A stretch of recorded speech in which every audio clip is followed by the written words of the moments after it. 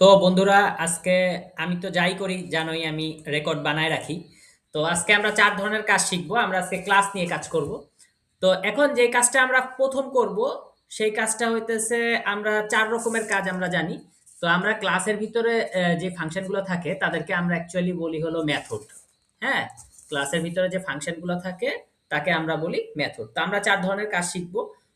তো প্রথমে আমরা নরমাল ক্লাস শিখবো। প্রথমে নরমাল ক্লাস শিখবো, পরে আমরা এই ক্লাসটাকে 4 ধরনের কাজ করা শিখব। তো প্রথম আমরা যে কাজটা করতে যাচ্ছি, যে আমরা একটা সলিড ক্লাস বানাই। আমি একটা ক্লাস বানাই পোলাপান নিয়ে। পোলাপান, ঠিক আছে। তাহলে পোলাপান, তো পোলাপান একটা ক্লাস বানাই।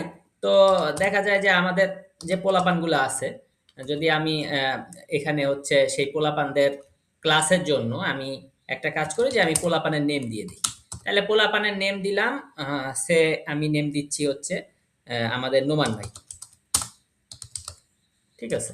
তাহলে আমি যদি এখন কি করি, আমি যদি এই জিনিসটাকে আমি যদি পেতে চাই, তাহলে আমি একটা p1 ভ্যারিয়েবল নিলাম। নিয়ে আমি লিখলাম পোলাপান। তা আমি এখানে ফাঁকা দিলাম কেন? আমি যতক্ষণ আমার এখানে এই ক্লাস বোঝানোর জন্যই আমাদের যেরকম ফাংশন একটা প্যারেনথেসিস নিতে হয়, সেরকম ক্লাসেও আমাদের একটা প্যারেনথেসিস নিতে হয়। পার্থক্য এটাই যে ক্লাসে প্যারেনথেসিস নিলে একটা ভ্যারিয়েবল নিয়ে প্রথমে প্যারেনথেসিসকে ডিক্লেয়ার করতে হয়। তাহলে এই ভ্যারিয়েবলটা হচ্ছে এই ক্লাসের জন্য একটা সেট হয়ে গেল, অবজেক্ট সেট হয়ে গেল। তাহলে এই ক্লাসটার আসলে মেন জিনিস যেটা, ক্লাস মানে হচ্ছে আমাদের অ্যাকচুয়ালি ক্লাস যেটাকে ইন্ডিকেট করে সেটা হলো কি, অবজেক্ট। হ্যাঁ, ক্লাস হচ্ছে, ক্লাস বলতে আমরা বুঝাই কি, অবজেক্ট। OBJECT, object. ঠিক আছে। আর এই ক্লাসের ভিতরে যে ফাংশন থাকে তাকে আমরা অ্যাকচুয়ালি বলি কি, মেথড। হ্যাঁ, তো আপাতত আমরা মেথডে শুরু করিনি, আগে আমরা ক্লাস অবজেক্ট। তো এখানে আমাদের একটা অবজেক্ট তৈরি হয়ে গেল। Object has been made.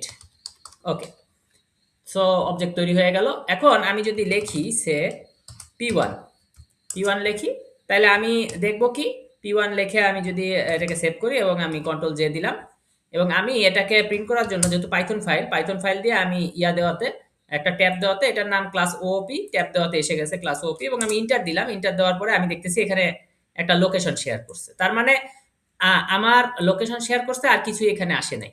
তো এখন কথা হলো, আমি যদি এই নেম নোমান ভাই পেতে চাই, তাহলে আমি যে কাজটা করব, আমি লিখবো dot name, p1 dot name. এটাকে সেভ করলাম, এবং এখানে এসে আমি জাস্ট একটা আপ এরো দিয়ে দিলাম। এই যে এবার কিন্তু এসে গেছে নোমান ভাই।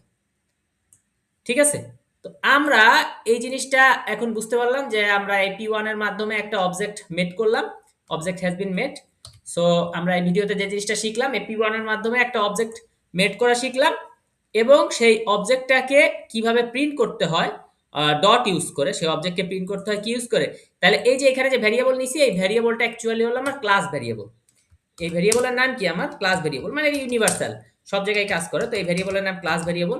তাহলে আমি কিভাবে এই অবজেক্টের নামটা পেলাম, আমি হচ্ছে প্রথমে আমি এই যে p1 নামে অবজেক্ট একটা নিয়েছি, এবং নেওয়ার পরে এই অবজেক্টে ডট দিয়ে আমি কি লিখেছি, একটা ক্লাস ভ্যারিয়েবল লিখেছি।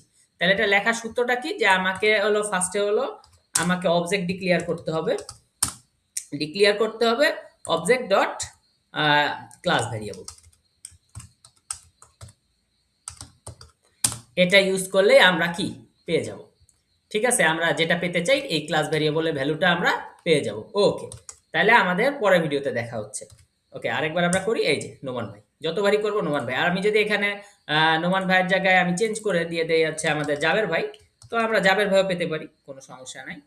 তো দেই, এবং এই যে এখন পেয়ে গেলাম জাবের ভাই, চেঞ্জ হয়ে গেল। ঠিক আছে। ওকে, তো এটা নোমান ভাই রাখি, ওনাকে যেহেতু দেওয়া হয়েছে, ওনাকে সম্মান দিয়ে। ওকে, তাহলে আমাদের পরের ভিডিওতে দেখা হচ্ছে।